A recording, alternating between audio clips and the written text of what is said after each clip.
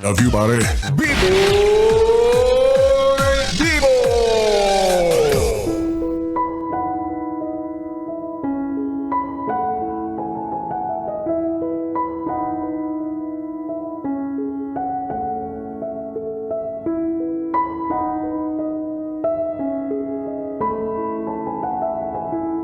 BB Time with B-Boy Bibo. B-Boy Bibo.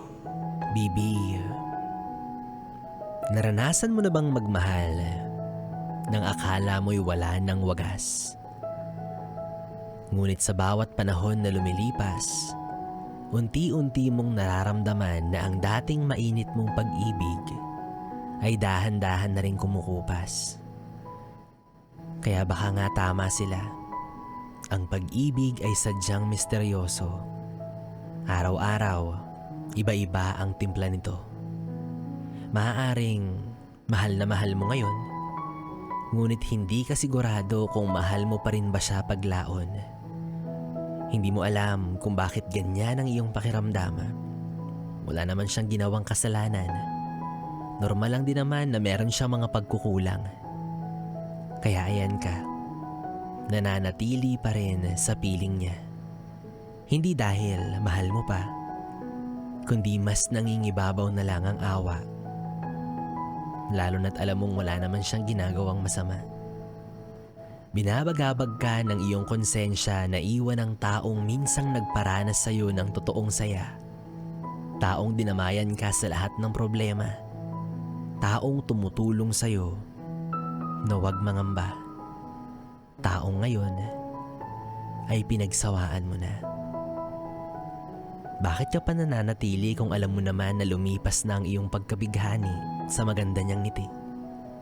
Hanggang kailan mo pipilitin kung awa na lang ang natitira sa iyong damdamin? Kailan mo balak aminin na hindi mo na siya kayang mahalin? Hindi mo na kailangan lumaban dahil sa ayaw mong mayroon kang masasaktan.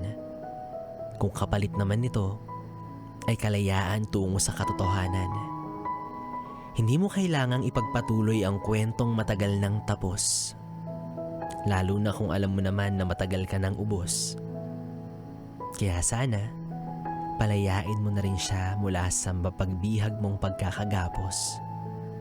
Naway mahanap mo na ang tamang tiyempo kung saan ay ipagtatapat mo sa kanya ang totoo na hindi na siya ang iyong gusto at hindi na siya ang nilalaman ng puso mo.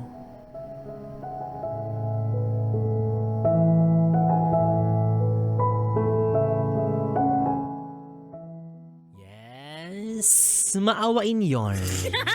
Awa gusto honesty ayaw.